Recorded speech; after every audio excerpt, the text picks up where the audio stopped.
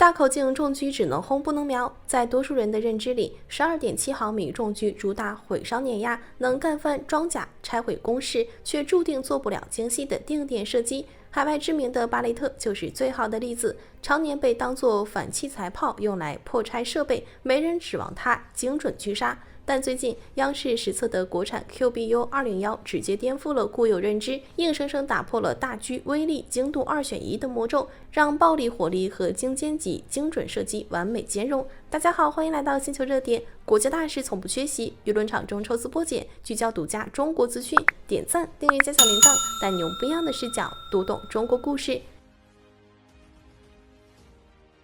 在全球军迷的固有认知里 ,12.7 毫米大口径重狙生来就是暴力输出的代名词，装药足，弹头重，穿透力炸裂，拆工事，打装甲，毁设备，样样在行，但唯独和高精度不搭边。就拿火遍全网的巴雷特 M82 来说，名气够大吧，但美军压根不把它当狙击枪用，从来都是当成轻型反器材炮使唤，炸雷达，切线缆，毁工事，主打一个蛮力拆家。久而久之，军圈就默认了一条铁律，大口径重狙有威力就没精度，暴力碾压和定点精准根本没法兼容。但谁能想到，最近央视放出的 QBU201 实测画面彻底打破了这种流传多年的固有看法。这款归入20式枪族的国产 12.7 毫米栓动重狙，走出了一条和海外同类装备完全不同的路线。市面上多数大口径枪械会做取舍，要么牺牲威力换取精度，要么放弃精度换取毁伤能力。而 QBU201 却同时留住了 12.7 毫米弹头的强悍穿透力，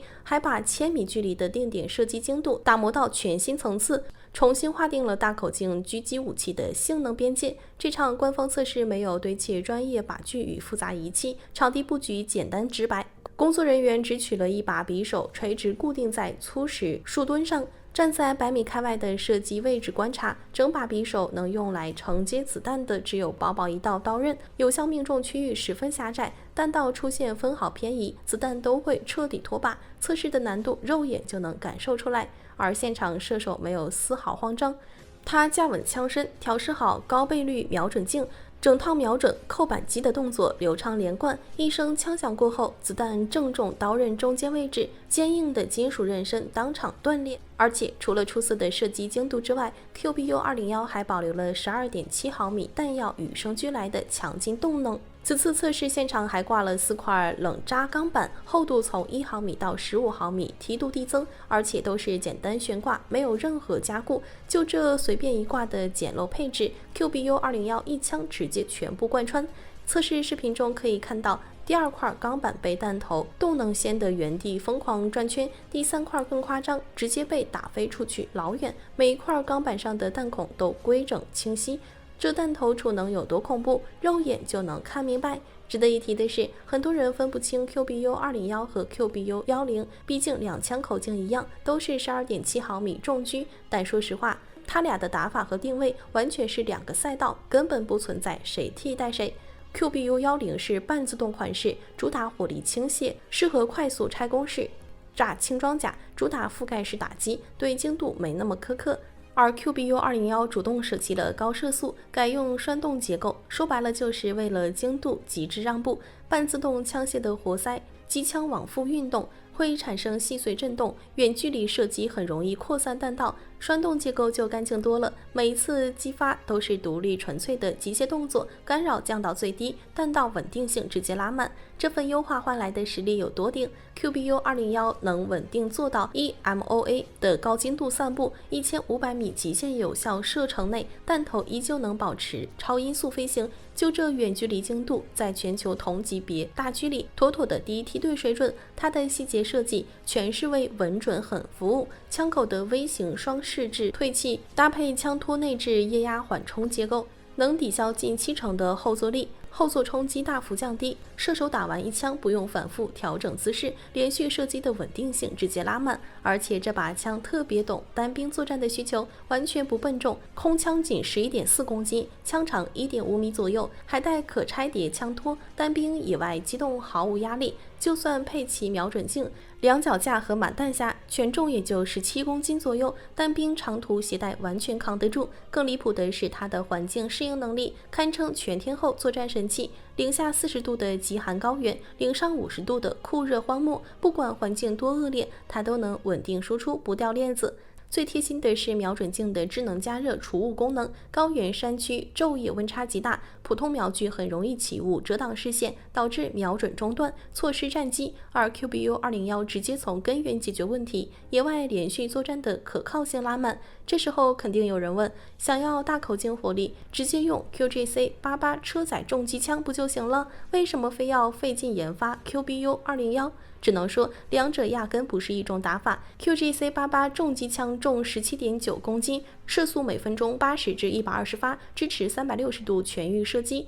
主打车载平台的大范围火力压制，打出去是靠碎片飞溅范围覆盖杀伤，不求精准，只求洗地压制。但论单点精准打击，它和 QBU201 完全没有可比性，根本不在一个维度。一个是火力覆盖的压制利器，一个是超远距精准点名的暗杀王牌。战场上互补搭配，各司其职。放到真实战场上， QBU201 的优势就更直观了。敌方直升机舷窗、光电观瞄设备、装甲车、关键管路、精密探测仪器，这些体积小却能左右战局的核心部件，都能被它在超远距离精准摧毁。不用步兵抵近冲锋冒险，一发精准狙杀就能废掉敌方核心战力，这才是现代高精尖重狙真正的战场价值。如今国产狙击步枪的亮眼表现，很难让人联想到10几年前的窘迫处境。10几年前，国产狙击枪械在国际赛场毫无竞争力，屡屡遭遇难堪局面。2008年匈牙利世界军警狙击手锦标赛堪称国产狙击武器的屈辱时刻。当时中国代表队携带85式、88式两款主力狙击步枪参赛，老旧的85式被国外选手当成古董装备围观拍照，还频频被认错为苏式德拉贡诺夫枪械。而88式狙击步枪因为精度不达标，被赛事方单独分组，限制射击频次，近乎变相禁赛。彼时10支全新出厂的88式狙击枪中，仅有2支能勉强达到赛事标准。参赛队员无奈之下，只能自掏腰包购置国外雷明顿700 PSS 步枪参赛，最终成绩惨淡，草草收场。随后在2009年国际狙击手大赛，中国队员使用85式参赛，又因弹道散布过大、弹着点不稳定等问题，多次遭到对手投诉，只能临时用背包搭建简易挡板规避干扰，赛场之上处处被动。连续的赛场失利，这才让国内军工彻底认清差距，下定决心攻坚高精度狙击核心技术。2008年，国内正式启动高精度狙击步枪研发项目。2011年 CSLR-4 高精度狙击步枪正式亮相，整套枪械搭配瞄准镜、弹道解算设备，全套造价26万元。被军迷戏称为26万式。这款枪械的问世，真正填补了国产专业高精度狙击步枪的空白。复制枪管、旋转后拉机枪、专用狙击弹的全新组合，让国产狙击精度实现了跨越式提升。2012年国际特种狙击手比赛中，装备 CSLR-4 的中国队一举包揽冠亚军，完成了国产高精度狙击枪的首次参赛逆袭。不过客观来说，这款初代高精度狙击枪并不完美，受限于早期材料和加工工艺，精度稳定性和国际顶尖装备仍有细微差距。为了快速补齐技术短板，国内军工选择放下身段，虚心取经。2014年起，蓝箭、猎鹰、雪豹等